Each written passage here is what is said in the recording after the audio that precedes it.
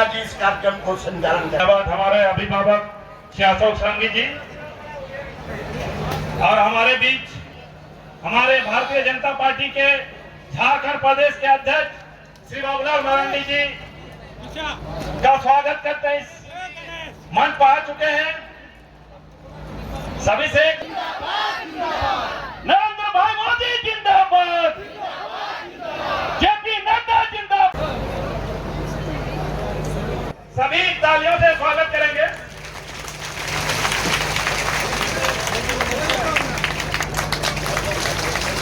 यहाँ पे मधु सामर्जी हमारे प्रदेश के अध्यक्ष, पश्चिमी सिंहभूम के जिला अध्यक्ष बड़े भैया संजू पांडे जी से आग्रह करूंगा। सरकार ने एक कदम आगे बढ़ाने का काम नहीं किया। हमने कहा है अब बिहार जी के परिजनों को एक एक सरकारी नौकरी और उनको मुआवजा देने का काम करें। एक बार सिपाही के बहाली में चुनाव की घोषणा होगी, लेकिन इस सरकार ने एक भी नौकरियां नहीं दी। नौकरियों में भी एसएससी की परीक्षाएं ली और आप देख रहे हैं क्या अभी किस तरह से उन परीक्षा रोक लगे, चाहे जेईई की परीक्षा हो चाहे अभी सर 10 मिनट पहले गया सर। भारतीय जनता पार्टी जिंदाबाद, भारत माता की, भारत माता की जय श्री राम। हमारे बीच पहुंच चुके हैं। आज आप देख रहे होंगे चुनाव आ रहा है, तो चुनाव के समय इस राज्य के मुख्यमंत्री ने वोट के खातिर जनता के सामने हमारे माँ बहनों को 1000 रुपया महीना देने का काम कर रही है। लेकिन सरकार ने अगर ये चाहते तो 1 साल पहले से भी दे सकते थे या पूरे 5 वर्षों भी दे सकते थे।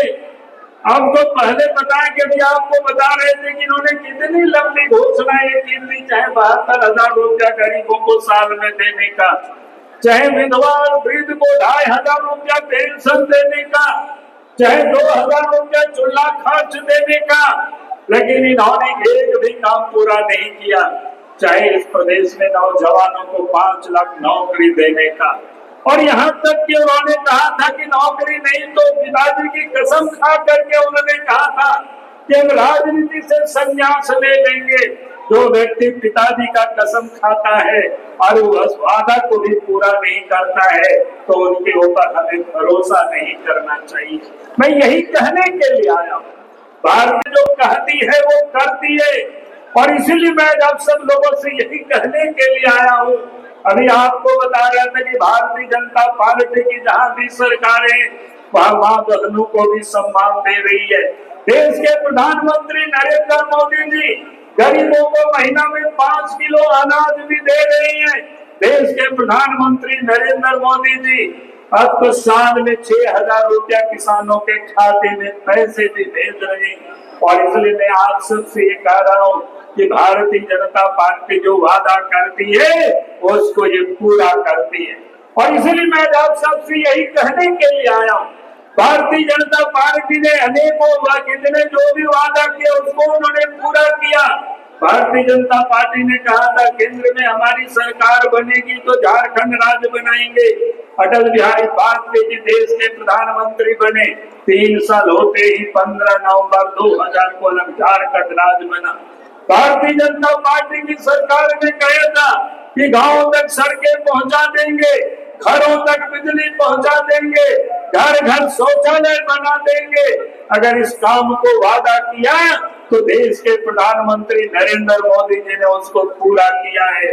और इसलिए मैं आज आप सब लोगों से यही कहने की जो वादा करती है उस वादा को पूरा करती है। झारखंड में जो सरकार है वादा पूरा नहीं करती है, झारखंड में जनता लोगों को ठगती है और झारखंड को लूटती है। ये सरकार 5 वर्षों तक इन्होंने झारखंड को लूटा है, झारखंडियों को ठगा है। अब याद करिए, झारखंड को लूटते इन्होंने गंगा खंडार बना दिया है। आज चाहे नदी की बालू हो, चाहे पहाड़ की पत्थर हो, चाहे कोयला हो या लोहा हो, यहाँ तक कि जमीनों को भी उन्होंने लूटा है।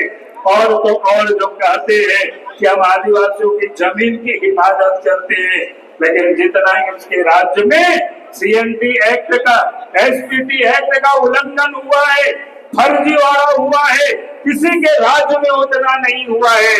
और तो और इस राज्य के मुख्यमंत्री हेमंत सोरेन ही रांची से लेकर के संथाल परगना तक सीएनटी और एसपीटी एक्ट का जो इन्होंने उल्लंघन किया है, आज तक किसी ने नहीं किया है। और इसीलिए मैं आज आप सब लोगों से यही कहने के लिए खड़ा हुआ हूं, क्योंकि इसके राज्य में न कोई जमीन बचेगी, न इसके राज्य में कोई यहाँ रोटी बेटी माटी की जो संकट है, हमें इसे बचाना जरूरी है। और इसके लिए आने वाला 2024 के नवंबर दिसंबर में जब चुनाव होगी तो इस सरकार को बदलनी है और बीजेपी के नेतृत्व में सरकार बनानी है। यही मैं आज आप सब लोगों से निवेदन कर रहा हूँ, यही मैं अपील कर रहा हूँ। और इस परिवर्तन की यात्रा में आप सब ये संकल्प लेकर के यहाँ से जाएंगे, ताकि आने वाला समय झारखंड में हमें परिवर्तन करना है।